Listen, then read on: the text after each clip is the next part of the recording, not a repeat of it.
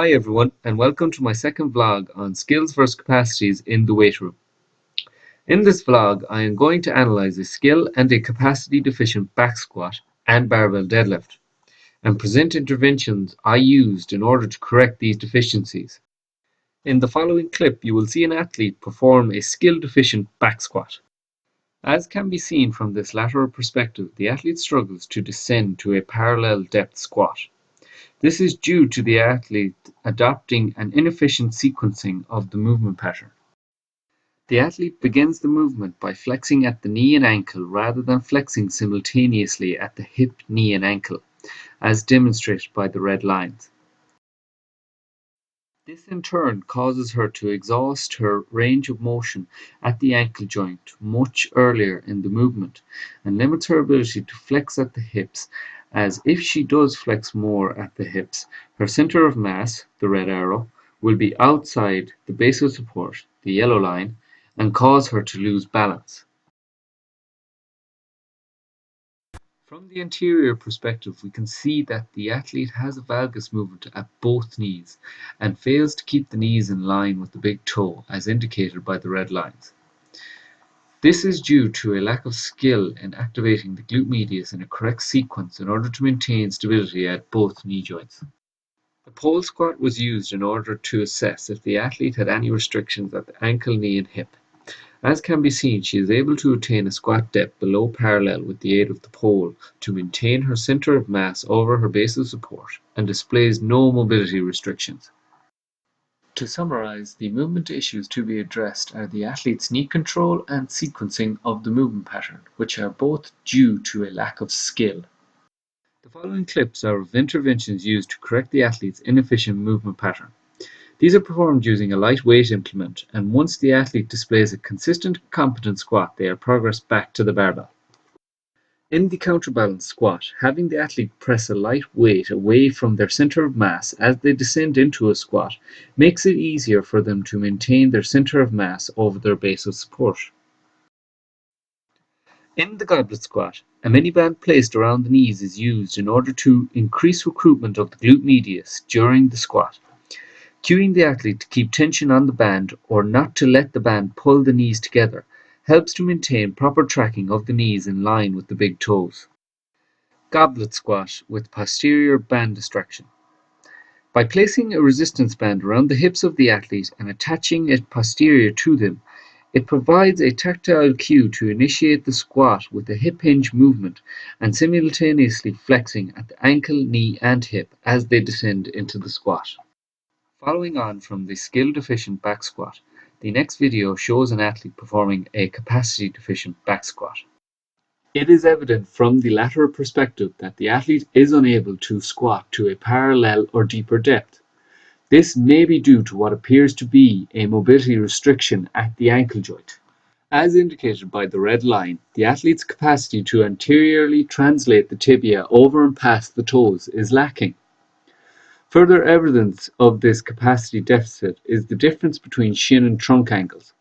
As shown by the red lines, the shin and trunk angles vary in relation to one another, rather than running parallel to each other. All of this indicates the athlete may have flexibility restrictions in the gastrocnemius and soleus musculature. The overhead squat and knee-to-wall ankle mobility tests were used to further assess the athlete and highlight key movement issues. As can be seen, the athlete struggles to anteriorly translate her tibias over her toes, and in turn, her capacity to drop into a sufficiently deep squat is inadequate. However, when we elevate her heels, she regains the capacity to drop into a parallel depth squat due to the reduced dorsiflexion demands placed on the ankle joint. The knee-to-wall test was used to examine the ankle joint in isolation and ankle dorsiflexion range of motion. As can be seen, the athlete is unable to touch the wall without her heel losing contact with the floor from a 5 cm distance from the wall. This further supports the suspicion of flexibility and mobility restrictions at the ankle joint. The movement issue to be addressed in the athlete's capacity deficient back squat is the restriction of ankle mobility. The following interventions were used to address the athlete's capacity deficits. The knee-to-wall mobility drill was used to improve flexibility capacities of the gastrocnemius and soleus as well as ankle dorsiflexion range of motion. Goblet squat, heels elevated. By elevating the athlete's heels, mobility demands at the ankle joints are reduced and allows them to sit into a deeper squat much easier. As the athlete's ankle mobility improves, they can reduce the elevation of the heels until they can achieve a parallel depth squat without elevating their heels. Split squat. By using the split squat with a hip dominant motion, we again negate the mobility demands placed on the ankle. Again, as ankle mobility improves, a more knee dominant split squat can be implemented. Moving on from the back squat, I have chosen the barbell deadlift as my other weight room exercise.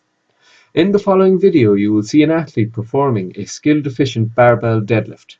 As can be seen, the athlete's positioning throughout the movement pattern is compromised due to a lack of skill in performing the movement. The athlete's initial starting position is too low and reduces her ability to maintain an extended thoracic spine. This is indicated by the red circle, which shows that the athlete has a kyphotic spine position upon initiating the lift, rather than a neutral or slightly extended spine.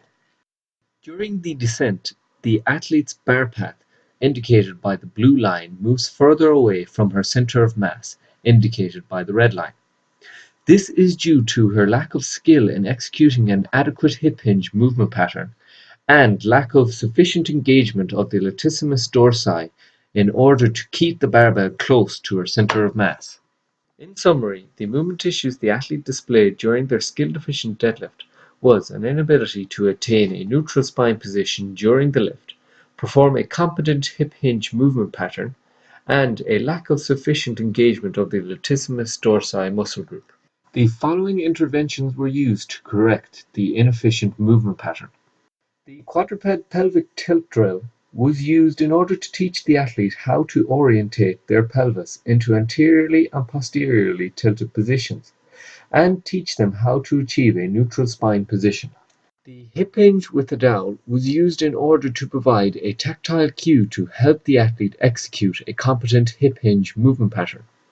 By cueing the athlete to maintain contact with the dowel at the head, thoracic spine, and glutes, it provides a constraint-based solution to the movement problem. The barbell deadlift with anterior band distraction. The resistance band acts by pulling the barbell away from the athlete's center of mass. By cueing them to keep the bar close or not to let the bar drift forward, the athlete must engage the latissimus dorsi muscle groups in order to maintain the barbell close to their center of mass. Moving on from the skill-deficient deadlift, you will see in the following clip a capacity-deficient deadlift performed by the athlete. From analysis of the footage, we can see that the athlete lacks the capacity to perform the barbell deadlift. This is due to her inability to extend her thoracic spine into a neutral position, as indicated by the yellow circle. This could be caused by a lack of mobility at the thoracic spine region, and causes her to adopt an unsafe movement pattern that increases compressive forces placed upon the spine. To summarize, the movement issues to be addressed in the athlete's capacity-deficient deadlift is her mobility restriction at the thoracic spine region. The following footage is of interventions used to correct the athlete's shortcomings in capacity to perform the barbell deadlift. The quadruped thoracic spine extension drill from a bench with a dowel was used to address the mobility and flexibility restrictions at the thoracic spine and the latissimus dorsi muscle groups. The trap bar deadlift. By using the trap bar as opposed to a barbell, we again reduce the demand placed on the thoracic spine for increased mobility. This is due to the athlete being able to step into the center of the trap bar, therefore making it easier to keep it closer to their center of mass.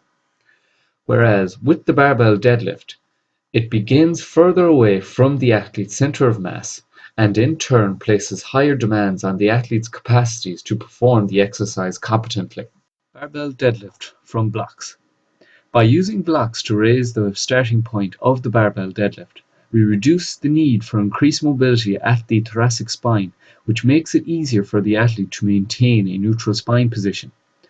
As the athlete's thoracic spine mobility improves, they can be progressed by reducing the height of the blocks, therefore placing a higher mobility demand upon the thoracic spine.